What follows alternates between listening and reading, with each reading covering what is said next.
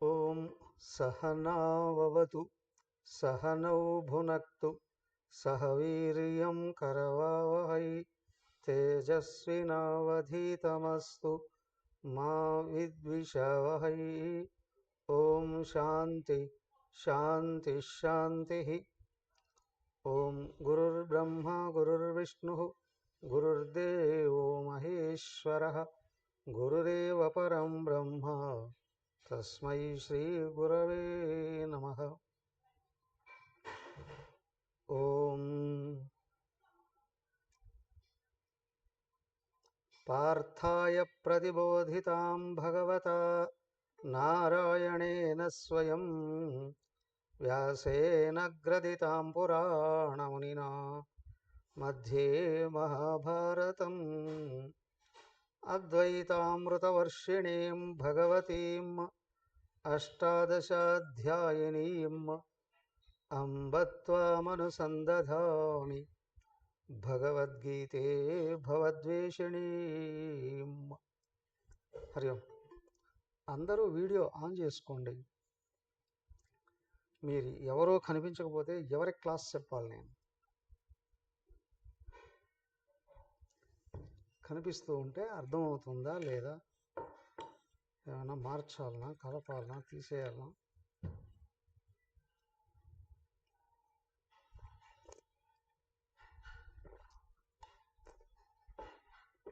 హరి ఓం.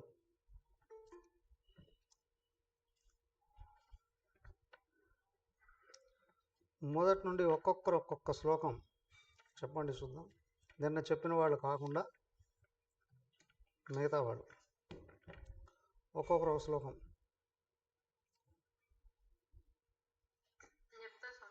ఒక్కొక్కరు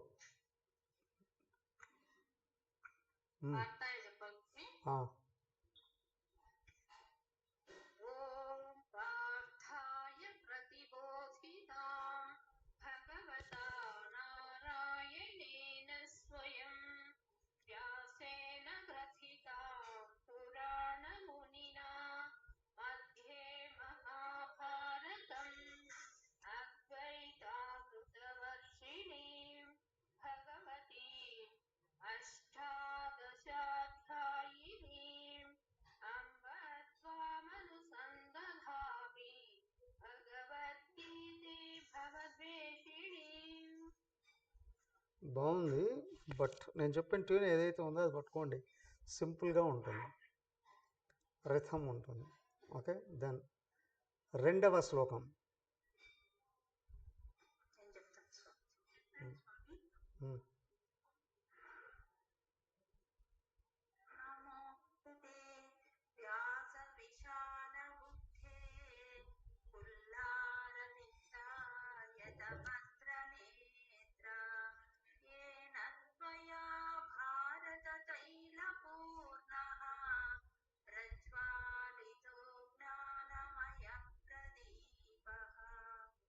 good.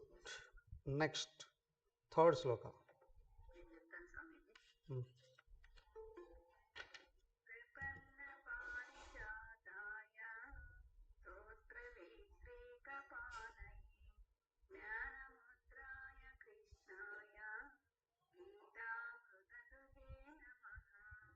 Good. Next one. నాలుగో శ్లోకం.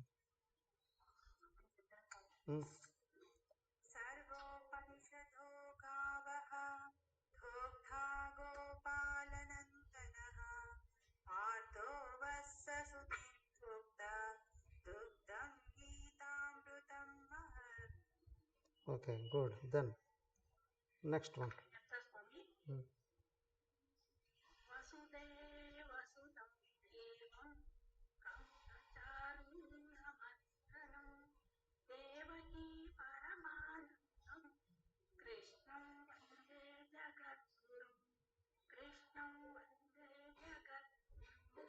నెక్స్ట్ వన్ ఎవరు?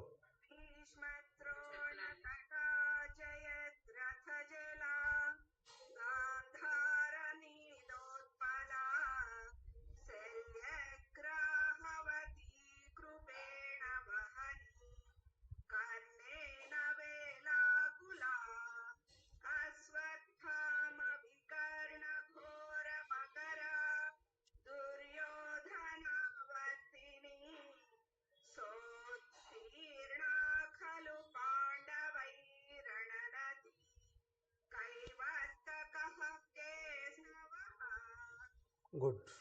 సరే, నెక్స్ట్ వన్ నేను చెప్తా ఇప్పుడు. చూసుకోండి 7వ శ్లోకం. పారాశర్యవచ సరోజమమలం గీతార్థగంధోత్కటం నానాఖ్యానకకేశరం హరికథా సంబోధనాబోధితం లోకే సజ్జన షట్పదైరహరః పేపీయమానం ముదా భూయాత్ భారత పంకజం కలిమల ప్రధ్వంసిన శ్రేయసే. ఓకే, మొదటి 6 శ్లోకాలు పూర్తి చేసాం. 7వ శ్లోకం 6లోనేమో కురుక్షేత్ర రణరంగం ఎలా ఉంది, దానిని పాండవులు ఎవరి సహాయంతో ఎలా దాటగలిగారో చూపించారు. ఇక్కడ ప్రార్థనా శ్లోకాలు ఇన్ని ఎందుకండి అని అనొచ్చు, కానీ ప్రతి శ్లోకంలో ఒక అంతర్గత సందేశం ఉంటుంది. అది ముఖ్యంగా ఒకటి, అదే బ్రహ్మ విద్య అంటే. బ్రహ్మ విద్య అన్నప్పుడు బాహ్యంగా ఒక అర్థం కొనసాగుతూ ఉంటుంది, కానీ లోతుకు తొంగి చూస్తే ఏమిటయ్యా బ్రహ్మ విద్య, ఈ విషయం మనకేం బోధిస్తుంది? వాస్తవానికి కురుక్షేత్ర రణరంగం అంతటి భయంకరమైనటువంటి సన్నివేశం ఇంకెక్కడ చూడలేము కదా. కానీ అలాంటి పరిస్థితుల్లో కూడా కౌరవుల్ని పాండవులు ఎలా దాడేశారు, జయించేశారు. కౌరవులకి రాజ్యం ఉంది, ధనబలం ఉంది, జనబలం ఉంది, సైన్య బలం ఉంది, ఆయుధ బలం ఉంది. అయ్యా ఒక మాటలో చెప్పాలి అంటే యుద్ధానికి కావాల్సిన అన్ని రకాల బలాలు ఉన్నాయి. పాండవులకి జనబలం లేదు, ధనబలం లేదు, అధికారం లేదు, సైన్యం లేదు. అవునా? పైగా 12 ఏళ్ల నుండి రాజ్యానికి దూరంగా ఉండి కదా, 12 సంవత్సరాలు దూరంగా ఉండి ఇప్పుడే వచ్చారు. కానీ వీళ్ళు దాటేశారు. ఎలాగా? ఒక్కటే, వాళ్ళు ఈ 12 ఏళ్లే కాదు, పుట్టినప్పటి నుండి కూడా ధర్మంగా నడుచుకున్నారు. అందుకు భగవంతుడు వాళ్ళకు తోడయ్యాడు. పైగా వాళ్ళు లోకక్షేమం కోరుతున్నారు, అందుకే భగవంతుడు తోడయ్యాడు. నువ్వు ధర్మంగా నడుచుకొని ఉంటే లోకం నిన్ను అభిమానిస్తుంది, లోకం నీ వెంట నడుస్తుంది. నువ్వు లోకక్షేమాన్ని కోరుతావు. ఇంతకు ఒక వ్యక్తి ఏం కోరుకునే పని చేస్తున్నాడండి అని అంటే, తెలివైన వాళ్ళు మాటలు వేరుగా ఉంటాయి, చేతలు వేరుగా ఉంటాయి, ఆలోచనలు వేరుగా ఉంటాయి, చెప్పేది వేరుగా ఉంటుంది కదా. కానీ ఈ నిజం కొందరికి తెలిసినా కానీ సంపూర్ణంగా తెలిసేది ఎవరికి? భగవంతుడికి ఒక్కడికే కదా. ఆయనే ఇప్పుడు శ్రీకృష్ణుడిగా ఎదురయ్యాడు. శ్రీకృష్ణుడు ఎవరికి సహాయం చేశాడయ్యా, ఎవరికి సహాయం చేస్తాడయ్యా? తన ధర్మాన్ని తప్పకుండా లోకానికి మంచి చేయాలి అనే సంకల్పం కలిగిన వాడికి సపోర్ట్ చేస్తాడు.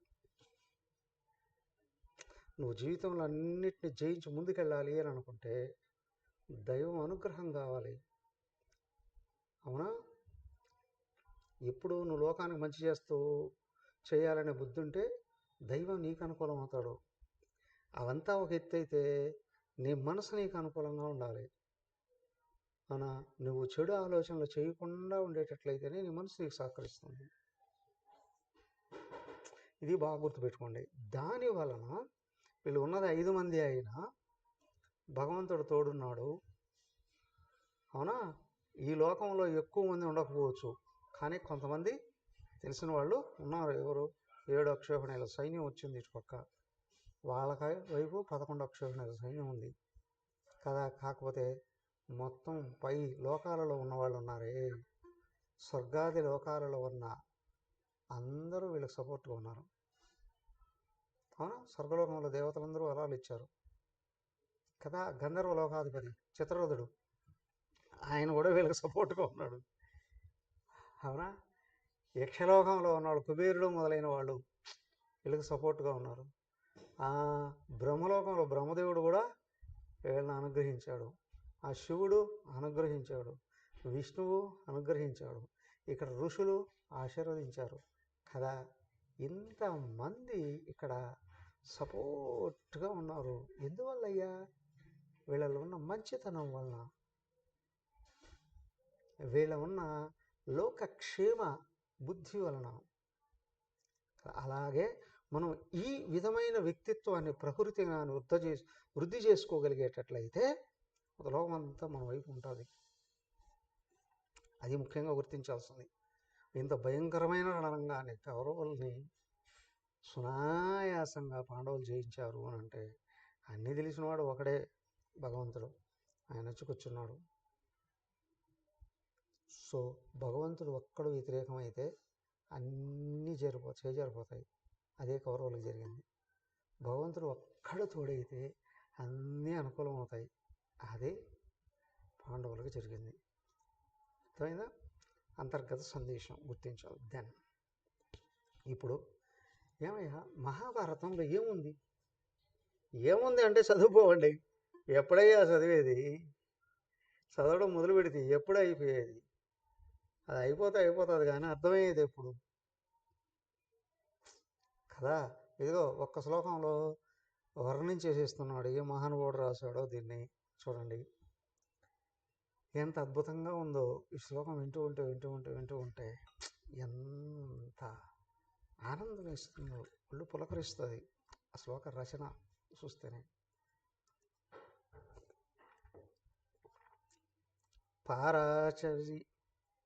పారాశర్య వచః సరోజం అమలం గీతార్థగంధోత్కటం. అమలం సరోజం, స్వచ్ఛమైన కొలను. ఏదయ్యా అది? పారాశర్య వచః. పరాశరుడు వశిష్ఠుల వారికి మనవడు, శక్తిపుత్రుడు, వ్యాసుల వారికి తండ్రి. పరాశరుని కుమారుడు కాబట్టి పారాశర్యుడు అన్నారు వ్యాస భగవానుడు. ఆయన వాక్కులు ఉన్నాయే, స్వచ్ఛమైన సరోవరం లాంటిదట. అవునా? దాంట్లో సరోవరంలో ఏముంటాయా? ఏమేమో ఉండొచ్చు, కానీ సరోజం ఇక్కడ చెప్పారంటే అత్యంత ముఖ్యంగా దాంట్లో పద్మాలు ఉన్నాయి. ఓకే, అందులో నుండి ఏమిటయ్యా పద్మాలు? ఆ పద్మాలు మహాభారతం అయితే అందులో నుండి సువాసనలు వస్తున్నాయట. గీత అర్థ గంధ ఉత్కటం. ఋషి గొప్పతనం చూడండి. గీతార్థాలు అని సువాసనలు వెదజల్లుతున్నాయట. పువ్వు ఏదైనా కావచ్చు, ముందు అందంగా ఉంది అంటే చేతికి తీసుకుంటాం. పువ్వు చేతికి వస్తూనే ఏం చేస్తాం? జనరల్గా పూజ చేసేటప్పుడైతే దేవుడి దగ్గర పెడతాం కదా. లేకపోతే మగవాళ్ళు అయినా సరే, ఆడవాళ్ళు అయినా సరే, విడిగా ఉన్నప్పుడు పువ్వు చేతికి వచ్చిందంటే ముక్కు దగ్గరికి వెళ్ళిపోతుంది. అవునా? పిలుస్తాం. సువాసన వచ్చిందంటే వదలం కొద్దిసేపు అయినా. కానీ అది వాసన రాలేదనుకోండి, ఇది ప్లాస్టిక్ దండి, విసిరడం పక్కన పడేస్తాం. కదా. అలాగే మహాభారతం ఎలా ఉందయ్యా, అందమైన పద్మం. ఆహా, అది ప్లాస్టిక్ కాదు కదా, సువాసనలతో నిండి ఉంది. ఏమిటి ఆ సువాసనలు? గీతార్థాలు అనేటువంటి వేదాంత వచనాలు అనేటువంటి సువాసనలతో నిండి ఉంది. అవునా? పద్మం పట్టుకుంటే చూస్తే ఏముంటుంది? చుట్టూ రెక్కలు ఉంటాయండి, మధ్యలో కేశరాలు నిటారుగా కొన్ని ఈకల్లాగా పైకి వచ్చేసింటాయి కదా, మధ్యలో కేశరాలు అంటారు వాటిని. నానా ఆఖ్యానక కేశరం. ఒక మాటలో ఎన్ని భావాలు వ్యక్తం చేస్తున్నారు ఈయన. నానా ఆఖ్యానక కేశరం, అనేక రకాలైనటువంటి ఉపకథలు అనేటువంటి కేశరాలు. పుష్పంలో కేశరాలు ఉన్నాయి అంటే చిన్న చిన్న ఈకలాగా ఉంటాయి కదా, వాటి మధ్యలో ఒకటి ఉంటుంది. ఏంటది?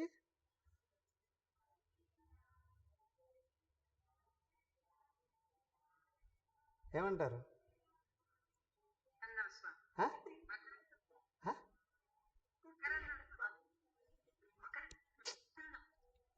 మకరందం కాదు. ఎవరన్నా సైన్స్ టీచర్ ఉంటే చెప్పండి, సైన్స్ చదువుకున్న వాళ్ళు ఉంటే. మధ్యలో టారుగా ఒక స్తంభం లాగా ఒకటి ఉంటుంది మధ్య, దాని చుట్టూ సన్న సన్న ఇక్కలాగా, ఆ చుట్టూ ఉన్న వాటిని కేశరాలు అంటారు. మధ్య ఉన్నదాన్ని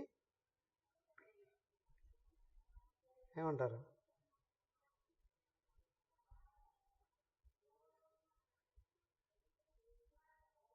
తెలుసుకొని చెప్పండి.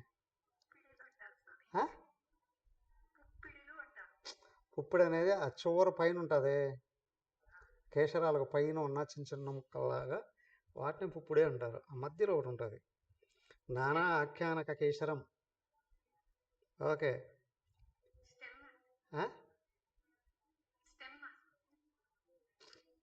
టెక్నికల్ వర్డ్ ఉంది ఒకటి దానికి. ఆ మధ్యలో దాని నుండి వ్యక్తం అవుతున్నాయట. ఏంటంటే దాని చుట్టూ ఈ కేశరాలన్నీ ఉంటాయి. ఉం? ఉం?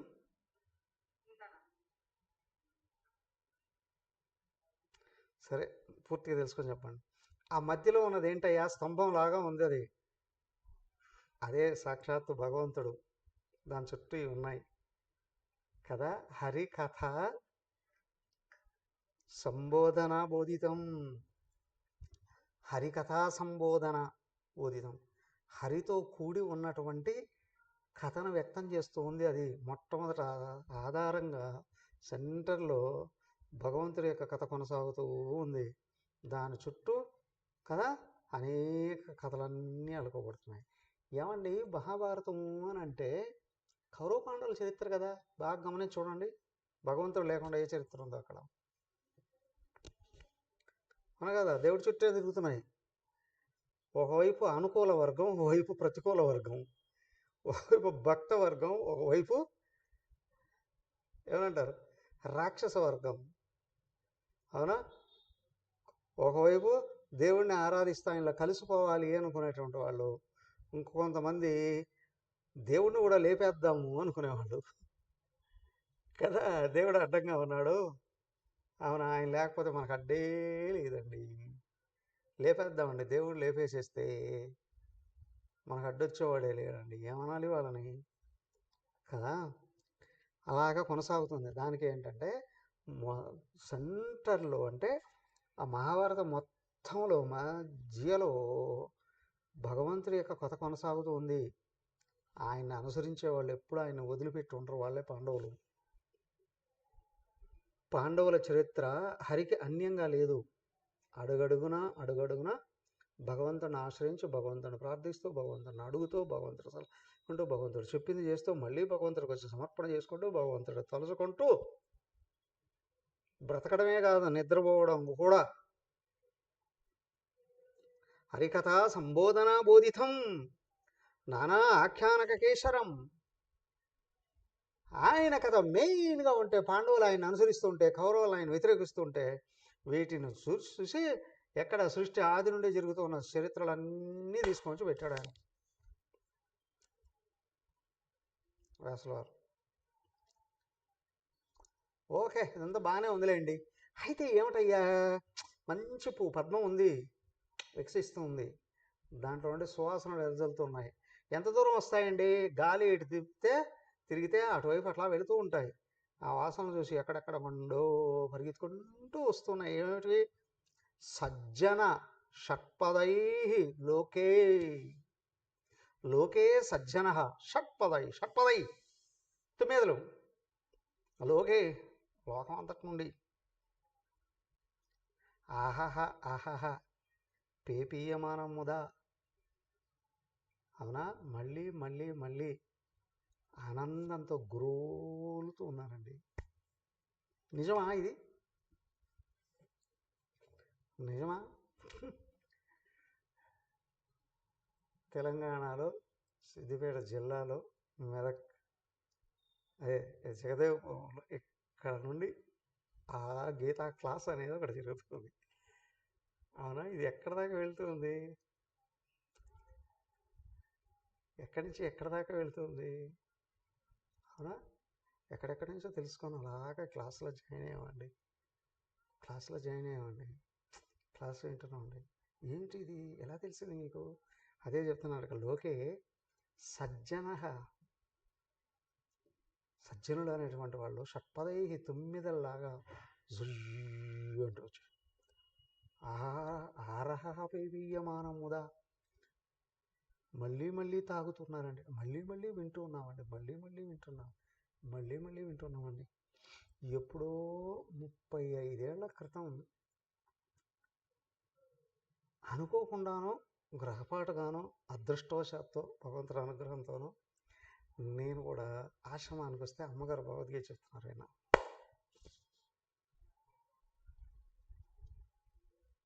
2వ అధ్యాయం చెప్తున్నారు. మొదలుపెట్టారు.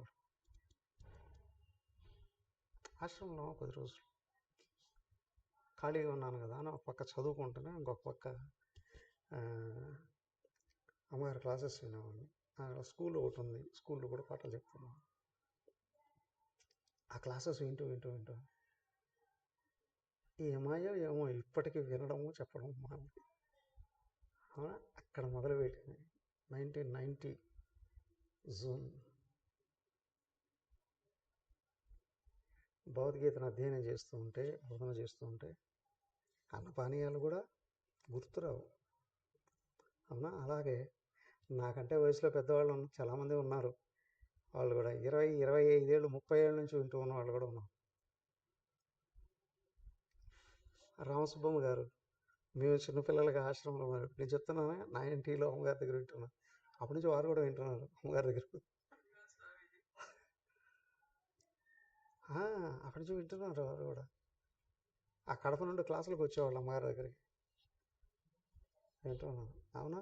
ఇంకొంతమంది ఉన్నారుగా, ఇది 2000 నుండి వింటూ ఉన్నటువంటి వాళ్ళు కూడా ఉన్నారు కదా.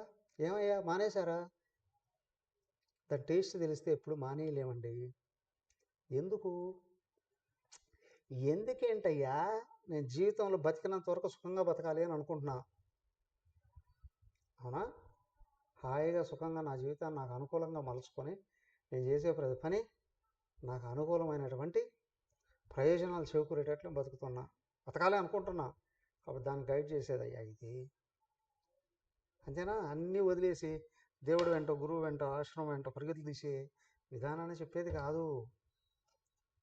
భగవద్గీత నువ్వు ఎక్కడున్నావో అక్కడే ఉన్నావు. నువ్వు ఎక్కడైనా ఉండవయ్యా, ఎక్కడున్నావో అక్కడి నుండే మంచి సంకల్పం, చక్కటి ప్రణాళిక, అవునా, క్రమబద్ధమైన క్రమశిక్షణాయుతంగా పనులు చేయడం, చేసిన ప్రతి పని అనుకూలమైన ఫలితాలను తెచ్చుకోవడం, ప్రారంధవశాత్తు గ్రహపాటుగానో పొరపాటుగానో ఎలాంటి కష్టాలు నష్టాలు వచ్చినా సరిదిద్దుకోవడం, అవునా, సరిదిద్దుకోవడం, జీవితాన్ని ఆశావాదంతో ఎన్ని కష్టాలు వచ్చినా పోతాయి కూడా. జీవితంలో ముందు సుఖం ఉంది. నా మనసును నేను అనుకూలంగా మలచుకుంటే, శుద్ధం చేసుకుని వశం చేసుకుంటే ఎప్పుడు సుఖమే. ఈ పరిపూర్ణమైన విధానాన్ని బోధించేది భగవద్గీత. కాబట్టి భగవద్గీత సరిగా విండి అర్థం చేసుకొని జీవితంలో ఆసక్తితో మననం చేస్తున్నారు అంటే ఆచరిస్తున్నారు అని అర్థం.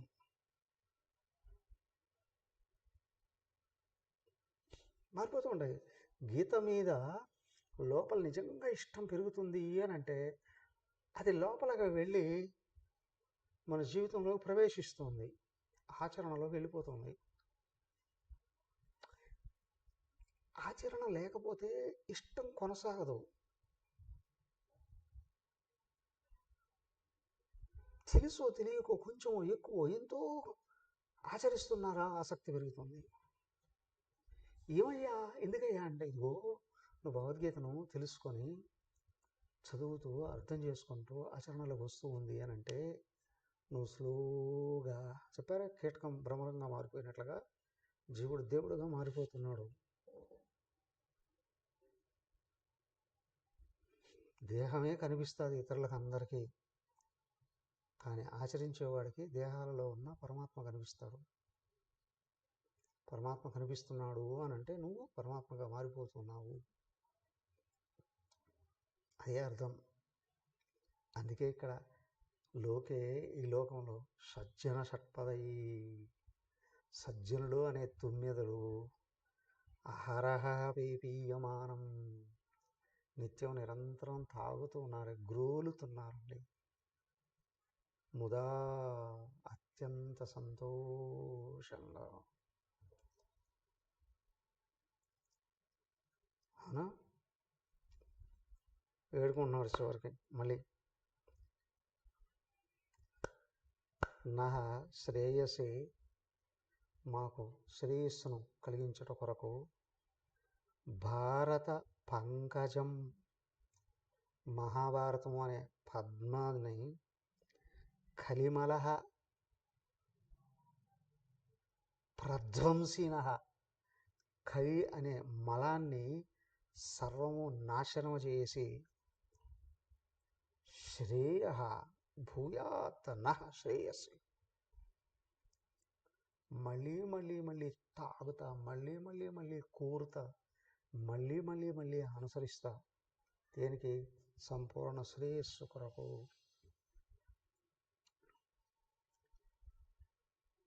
ఎవరైతే దీన్ని ఆసక్తితో వింటూ అర్థం చేసుకుంటూ మననం చేసుకుంటూ జీవితంలో ప్రవేశపెడుతున్నారో వీళ్ళకి శాశ్వతమైన శ్రేయస్సు కలుగుతుంది, అపరిమితమైన ఆనందం కలుగుతుంది. లోపల సహజం ఆనందం. ఆనందం ఒక పక్క పెరుగుతుంది అంటే ఇంకో పక్క భయం తొలగిపోతూ ఉంటుంది. అవునా, నిజాలు తెలుస్తూ ఉంటాయి. పుస్తకం పక్కన పెట్టుకొని చూసుకొని పని చేయడం కాదు, సహజంగానే ప్రపంచంలో పెడుతూ ఉంటాయి. ఇది చెయ్యొచ్చు, ఇది చేయకూడదు, ఇది మంచిది, ఇది కాదు, దీనివల్ల ఉపయోగం, దీనివల్ల ఉపయోగం లేదు, వీళ్ళతో కలిస్తే బాగుపడతాం, వీళ్ళతో కలిస్తే చెడిపోతాం. ఈ దారిలో వెళితే మన దృష్టి వికసిస్తుంది, జీవితం విశాలమవుతుంది, స్పష్టంగా గోచరిస్తాయి దీనివలన. ఇది శ్రేయస్సు. కలిమల ప్రధ్వంసిన, ప్రకర్షణ ధ్వంసిన, సంపూర్ణంగా నాశనం అయిపోతుంది కలి అనే మలం. ఏమిటయ్యా కలి? అజ్ఞానం, అధర్మం, దుష్టత్వం, వ్యక్తిని దుఃఖాలు పాలు చేసే స్వభావం. ప్రధ్వంసిన, పూర్తిగా ఛేదించబడుతుందండి. ఒక శ్లోకంలో ఎంత గొప్ప అర్థం చెప్పారో చూడండి. అవునా, దీన్ని అధ్యయనం చేసే కొద్దీ ఎన్ని రకాల అర్థాలు వస్తాయి. అవునా, ముందుకెళ్దాం. ఇంకా అమృత భాండం ఉంది, అయితే ఇక్కడే వారం రోజులు ఆగచ్చు కదా. కాదు, ముందు ఇంకా అద్భుతాలు ఉన్నాయి చూడడానికి, ముందుకెళ్దాం. ఓకే, దెన్ నెక్స్ట్ శ్లోక చూడండి. మూకం కరోతి వాచాలం పంగుం లంఘయతే గిరిం యత్కృపాతమహం వందే పరమానందమాధవం. ఇది ఒక అద్భుతం, ఆణిముత్యం ఈ శ్లోకం.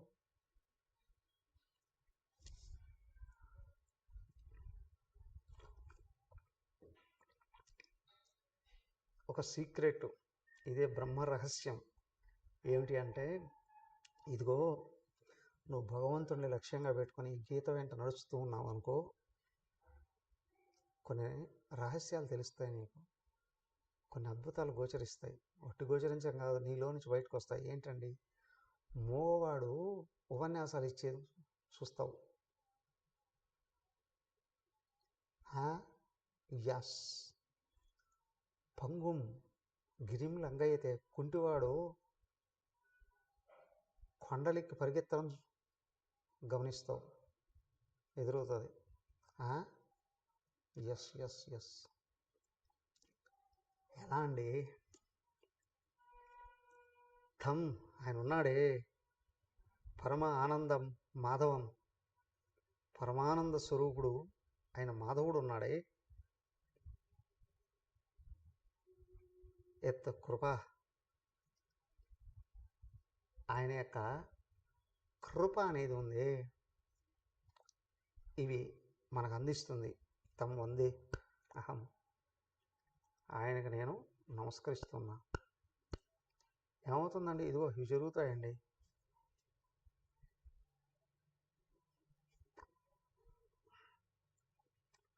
మనిషి ప్రపంచంలో ఇప్పుడు ఎక్కడ ఏం చేయాలనుకున్నా, ఒకటి కాళ్ళు చేతులు ఉపయోగిస్తాడు స్థూలమైన పనులకి, 2 వాక్కు మనసు ఉపయోగిస్తాం. ఈ రెండింటికి సంబంధించిన విభూతులు వ్యక్తం అవుతాయండి. అని ఏమంటే మగవాడు ఉపన్యాసాలు ఇస్తాడా అంటే ఇవ్వచ్చు, ఇస్తాడయ్యా.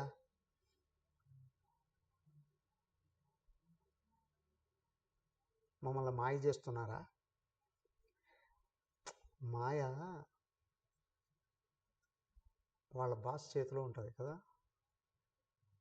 ఎవరు వాళ్ళ బాస్? ఇదిగో మాధవుడే. ఆ మాయ కూడా ఆయన చెప్పినట్టు వింటుంది. అవునా? మాయను తొలగిస్తాడు ఆయన. ఇంకొక విషయం, మాయ శుద్ధ సాత్వికి, తెలుసా మీకు? ఆనంద స్వరూప మాయ శుద్ధ సాత్వికి. దాంట్లో మన సొంత గుణాలు, అల్పమైన కోరికలు అనే తమస్సు రజస్సు కలిస్తే సత్వం మలినమవుతుంది. నువ్వు భగవంతుడు వెంట పడితే మాయే దాంట్లో ఉన్న మలినాలను పక్కకు దోసిపారేస్తుంది. శుద్ధమైన సాత్వికి మాయ నీకు సహాయం చేస్తుంది. ఇప్పుడు అందరికీ జ్యోతిష్యం తెలుసుగా, కొంచెమైనా అప్పుడు చూసుకుంటారుగా, పంచాంగం అయినా చూసుకుంటారుగా కదా, గుణగణాలు వేషం తెలుసుకుంటూ ఉంటారుగా. జనరల్గా రాహుకేతువులు పట్టారంటే వదలరండి, శని కూడా కదా కష్టాలు పాలు చేస్తుందండి అంట. కానీ అక్కడ గురువు కానీ తోడుంటే, గురుగ్రహం బృహస్పతి కదా తోడుంటే, రాహుకేతువులు శని కూడా సహాయం చేస్తారు. అవునా? శని కూడా సహాయం చేస్తాడు, రాహుకేతువులు కూడా అన్నింటిలోనూ విజయాలను చేకూరుస్తారు. గుర్తుందా? దానికే మనం భగవంతుడిని ఇష్టపడితే మన గురు అనుగ్రహం మనకు ఉంటుంది. అప్పుడు కష్టాలు కూడా అద్భుతమైనటువంటి విజయాలను చేకూర్చే మార్గాలుగా మనకు గోచరిస్తాయి. దానికి ఇక్కడ బాగా గుర్తిస్తే ఏంటి అంటే, నిజం తెలియకపోవడం వలన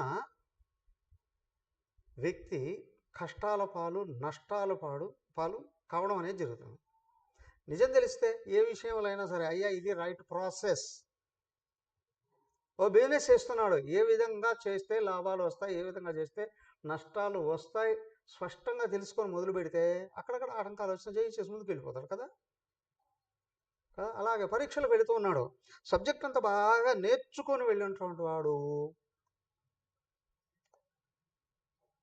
జవాబులు స్పష్టంగా రాయడానికి అవకాశం ఉంటుంది. పైగా ఇంకా మంచి మార్కులు తెచ్చుకోవాలి, స్పెషల్ క్లాసెస్ తీసుకుంటారు కదా, అయ్యా ఏ విధమైన ప్రశ్నలు రావడానికి అవకాశం ఉంది, ప్రశ్నలు ఏ విధంగా రావడానికి అవకాశం ఉంది. టెక్స్ట్ బుక్లో ఎలాగ ఉన్నాయి ప్రశ్నలు అలాగే రావు చాలాసార్లు కదా. కొన్ని గజిబిజిగా ఇవ్వచ్చు, కొన్ని ఇంకొక విధంగా ఇవ్వచ్చు. అనేకమైన మొక్కలు వేయవచ్చు కదా. దానికి కూడా ట్రైనింగ్ పొందినటువంటి వాడు సునాయాసంగా గుర్తించి ఇన్ టైంలో అటెంప్ట్ చేస్తాడు, బాగా రాసేస్తాడు, ఇంకా ఎక్కువ మార్కులు తెచ్చుకోవడం అవకాశం ఉంది. కాబట్టి ఇక్కడ నువ్వుగా దైవాన్ని ఆశ్రయిస్తే సునాయాసంగా ఆయన దగ్గర నుండి నీకు సలహాలు అందుతాయి. నువ్వు శాస్త్రం నేర్చుకో, సత్కర్మలు ఆచరించు, ఏ కష్టం వచ్చినా కొద్దిసేపు కూర్చొని ధ్యానం చేసుకో, నీ ఇష్టదైవానో నీ సద్గురువునో అడుగు లోపలే ఆ రూపాన్ని నిలబెట్టుకొని ఖచ్చితంగా ఆ రూపం నీకు స్పష్టమైనటువంటి జవాబు ఇస్తారు. దాన్ని పట్టుకొని విశ్వాసంతో ఆ పనిని ఆ విధంగా నిర్వహిస్తే ఖచ్చితంగా ఫలాలు అనుకూలంగా అద్భుతంగా నీకు ఎదురవుతాయి, అనుకూలం అవుతాయి ఖచ్చితంగా. ఇది ఇందుకు దైవాన్ని ఆశ్రయించి శాస్త్రాలు నేర్చుకోవాల్సినటువంటి విషయం.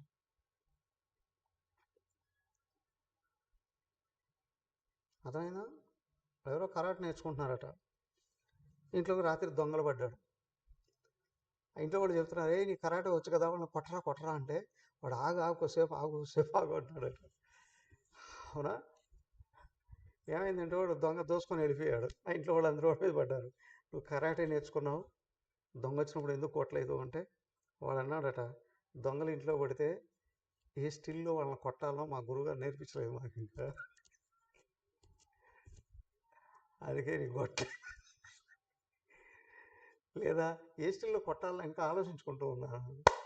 నువ్వు ఏ స్టిల్ రా బాబు, ముందు నాకు దాయిస్తే వాడు వెళ్ళిపోతాడు, నిన్ను నీ సంపదలను రక్షించుకోవచ్చు కదా, ఇట్లాగా ఉండడం కాదు. దానికి ఏంటంటే ఊరికే శాస్త్రాలు నేర్చుకుంటే అట్లాగే ఉంటుంది. దేవుడి మీద ఇష్టాన్ని పెంచుకున్నాము అని అనుకోండి, అవునా, మనసును అట్లా ఆపి లోపల నుంచి బుద్ధిలోకి భగవంతుడు స్పష్టంగా ఇస్తాడు, ఈ పని చేయి, నువ్వు దాటేసి వెళ్ళిపోతావు కష్టాన్ని, ఈ అవసరం తీరుతుంది, ఈ కష్టం అనుకూలం అవుతుంది.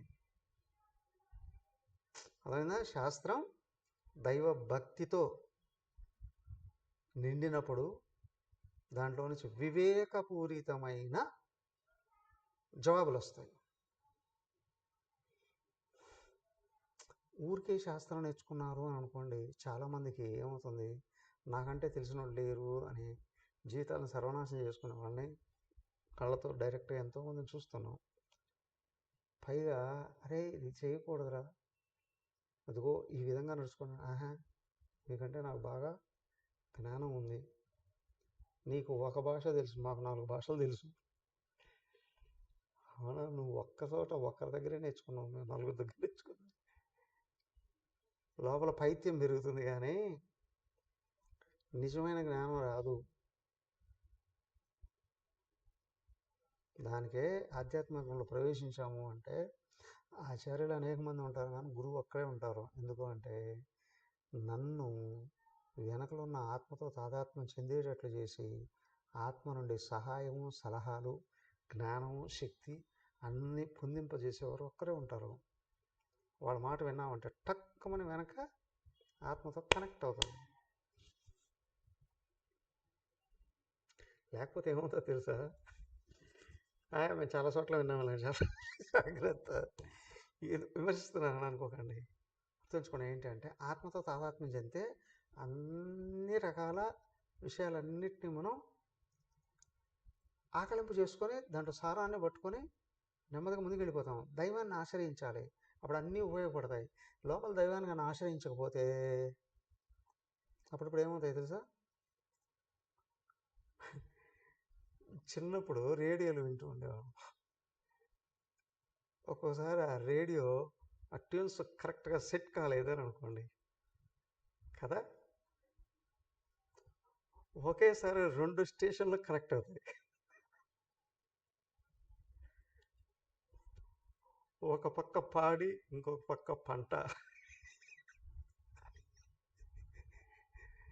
లేదా ఒక పక్క పశువులను ఎలాగా పెంచాలి అని చెబుతూనే ఇంకొక పక్క మానవులకు ఎలాగ వైద్యం చేయాలి, ఆ 2 కలిసిపోతూ ఉంటాయి కదా.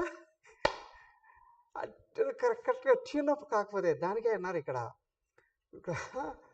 గురువు శాస్త్రం ద్వారాగా నీకు నమ్మకాన్ని కలిగిస్తూ నీ లోపల ఉన్న ఆత్మతో ట్యూన్ అప్ చేస్తాడు. అర్థమైందా? ట్యూన్ అప్ మళ్ళీ ఆ పదాన్ని విడదీసి చూడండి. ట్యూన్ అప్, పైకి కనెక్షన్ ఇస్తాడు. అర్థమైనా?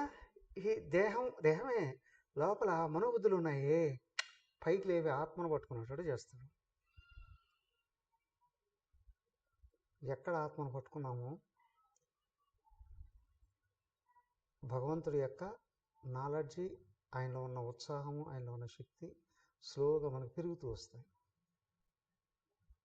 నిజమేనా అండి? నిజమే. కొన్ని ఎగ్జాంపుల్ చెప్తాను అండి. ఏమండి మూగోడు ఎట్లా మాట్లాడతాడండి, అది ఉపన్యాసాలు ఇస్తారన్నారు. ఇలాంటి చాలా చోట్ల చాలా విషయాల్లో జరిగినాయి. ఒకసారి కొన్నేళ్ల క్రితం ఒక మిషన్ సెంటర్లో ఒక ఆయన పై గాజులు ఏదో అమ్ముకునేవాడు. సెంటర్లో పెట్టుకుని గాజులు ఏదో అమ్ముకుంటాడు.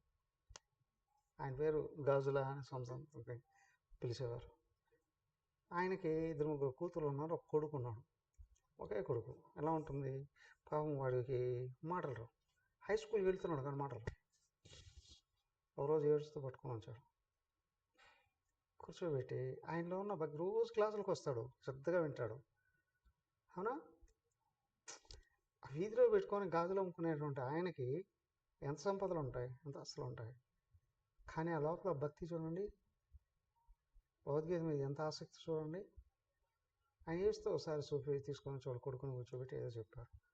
సరేలే అని వాడు కూర్చోమా రావట్లేదు అంటున్నాడు. హై స్కూల్ 10th క్లాస్ దాకా వచ్చినట్టున్నాడు. అని కూర్చోబెట్టి నెమ్మదిగా మంత్రాలు గింత్రాలు ఎక్కడ అసలు నోరే తిరగనవాడు, మంత్రాలు ఏం పలుకుతాయి. ఓం మోను వాడు మొదలు పెట్టాడు కదా. అలా కాదురా, నిండా గాలి పీల్చుకొని నెమ్మదిగా చెప్పరా అంటే ఒక 4-5 సార్లు చెప్పిస్తే స్లోగా చెప్పడం మొదలుపెట్టి అన్నీ అర్థమవుతాయి కదా. రోజు కూర్చొని చెప్తూ ఉండరా, ఉదయం సాయంత్రం తప్పనిసరిగా చెప్పు. మధ్యలో కూడా నెమ్మది పెంచాడు, బాగా ఆసక్తి పెంచాడు. విత్-ఇన్ డేస్లో చక్కగా మాటలన్నీ వచ్చేసేసాయి. విత్-ఇన్ డేస్లో. ఎలా అండి? ఆహా స్వామీజీ మీ మహిమండి అని అనకండి. వాళ్ళకు వాళ్ళ పేరెంట్స్కి భగవంతుని మీద ఉన్న నమ్మకం.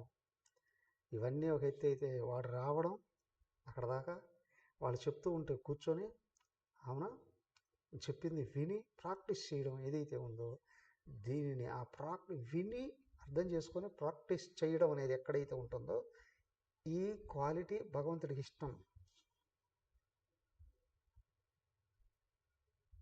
అత్య తొందరగా ఓపెన్ చేసేస్తాడు. వాళ్ళు ఏం కోరుకొని చేస్తున్నారో అవన్నీ అందించేస్తాడు. ఇలాగా మనము లోపల ఉన్న ఆత్మతో మన మనోబుద్ధుల్ని ట్యూనప్ చేసుకోవాలి. మనసులో మంచి ఆలోచనలు, నేను బాగుపడాలి, అందరూ బాగుపడాలి. అవునా? బుద్ధిలో నేను బాగా జ్ఞానాన్ని నేర్చుకొని జ్ఞానంతో వ్యవహరించాలి. మాట్లాడే మాటలే సమాజంలో సత్సంబంధాలని పెంచుతాయి కదా. మనం చేసే ఆలోచనతో జ్ఞానపూర్వకమైన వ్యవహారం మనం చేసే పనులలో విజయాన్ని ఎక్కువగా చేకూరుస్తుంది. అదేగా కదా. సో కాబట్టి ఇక్కడ ఏంటి అంటే, భగవంతుడితో కానీ మనం ట్యూనప్ చేసుకోగలిగేటట్లయితే మాటలు వస్తాయి, చేతలు వస్తాయి. చాలామంది వచ్చి చెప్తూ ఉంటారు, మాకు ఈ కష్టాలు ఉన్నాయండి, ఆ కష్టాలు ఉన్నాయండి. ఎందుకున్నాయి? కొంతమంది కష్టాలు ఎందుకు వస్తున్నాయో తెలియక వాటిని ఎట్లా తొలగించుకోవాలని ఆసక్తి అడుగుతారు.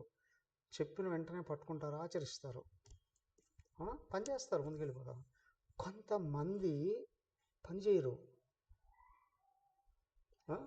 స్వామి ఏదన్నా టిప్స్ ఉంటే చెప్పు, ఏ పూజ చేస్తే నాకు కష్టాలు తొలగిపోతాయి, ఏ పూజ చేస్తే నాకు సంపదలు పరుగులు తీస్తాయి. నిజంగా ఇది జరుగుతుందా? దేవుడి దగ్గర కూర్చొని కొబ్బరికాయ కొట్టి 4 మంత్రాలు చదువుతున్నాయి, అన్నీ వచ్చి నీ ఇంట్లో పడతాయా? సోమరిపోతుల ఉద్దేశం. దానికి సోమరిపోతుల్ని భగవంతుడు ఎప్పుడు క్షమించడు. దానికే అంటారు, ఏవం ప్రవర్తితం చక్రం నానువర్తయతి హయః అఘాయురింద్రియారామ మోఘం పార్థ సజీవతిని. పని చేయకుండా కూర్చొని అన్నీ నాకు కావాలని ఎవడైతే అనుకుంటున్నాడో ఈ సోమరిపోతోడు బతకడం కంటే చావడం మంచిదండి. ఎవరు? భగవంతుడే అంటున్నాడు. ఋగ్వేదంలో కొన్ని మంత్రాలు చెప్తారు. సోమరిపోతులకు బండగట్టి సముద్రంలో దోసేయండి, లేదా నడివీధిలో స్తంభానికి కట్టేసి కాల్చేయండి, తగలబెట్టేయండి, పాపం రాదు అని. మనుషులను తగలబెట్టుకోండి, వాళ్ళలోనూ సోమరితనం తగలబెట్టుకునే అవకాశాలు కల్పించగలరు కదా. కాబట్టి ఏంటంటే వ్యక్తి పని చేయకుండా అన్నీ రావాలి, ఆలోచించకుండానే అన్నీ లభించాలి. ఇట్లాంటి వాళ్ళకి దైవం సహాయం ఇచ్చినా అందదు. కానీ ఇక్కడ ఎవరైతే మొట్టమొదట ఆధ్యాత్మిక మార్గంలో అడుగుపెట్టామంటే సమయాన్ని సద్వినియోగం చేసుకోవాలి, చేసే పనులు మంచివిగా ఆలోచించి చేసుకోగలగాలి. అవునా?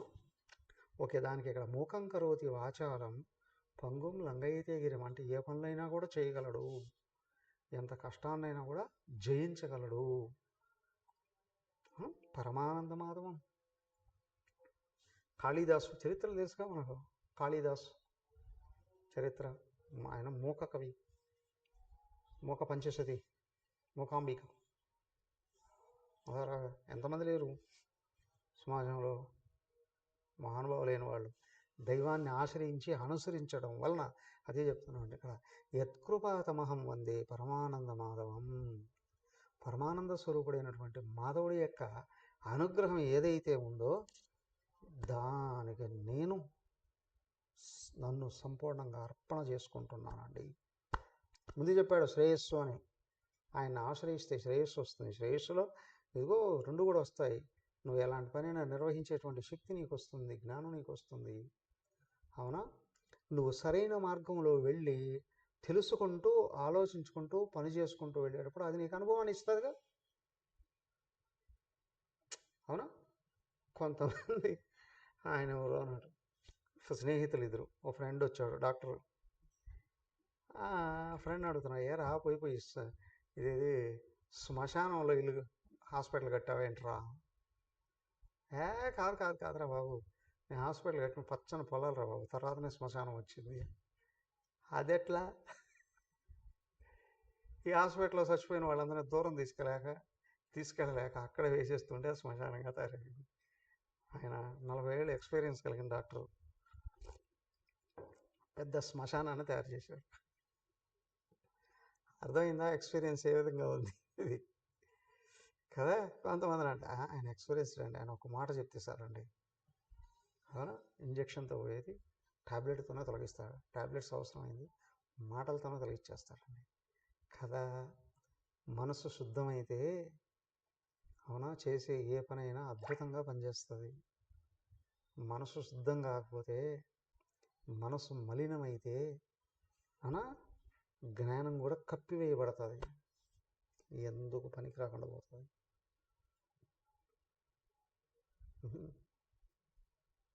ఒక హాస్పిటల్లో మిషన్ మెంబర్ ఏదో బాగలేదు ఆరోగ్యం, హాస్పిటల్లో ఉన్నారంటే చూద్దామని నేను వెళ్ళా. 5-6 అంతస్తుల హాస్పిటల్. అక్కడికి వెళ్ళాడు, పలానా వాళ్ళు అంటే పైన ఉన్నారు.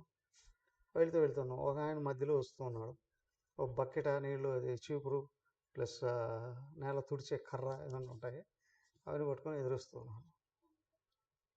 ఆయన నిలబెట్టి అడిగాడు, ఎవరు కావాలేమో అన్నాడు. ఓహో సరేలే అనుకుని పైకి వెళ్ళా.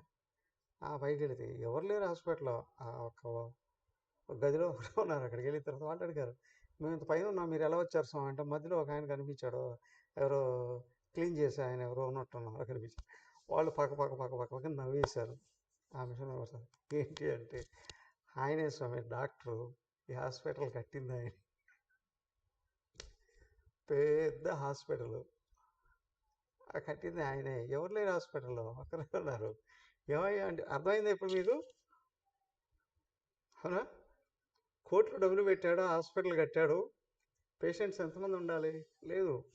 ఆయన పైకి వచ్చాను అంటున్నాడు, ప్రతి ఒక్కరూ అన్ని పనులు చేసేటట్లుగా ఉండగలగాలండి అని.